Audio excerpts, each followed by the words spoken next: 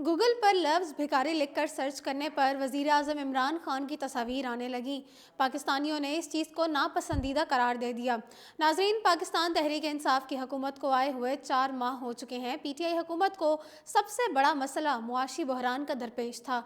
हुकूमती ओहदेदारों का कहना था कि इस वक्त खजाना खाली है। अगर फौरी तौर पर IMF से रजू ना किया गया तो पाकिस्तान के दिवालिया होने का खदशा है।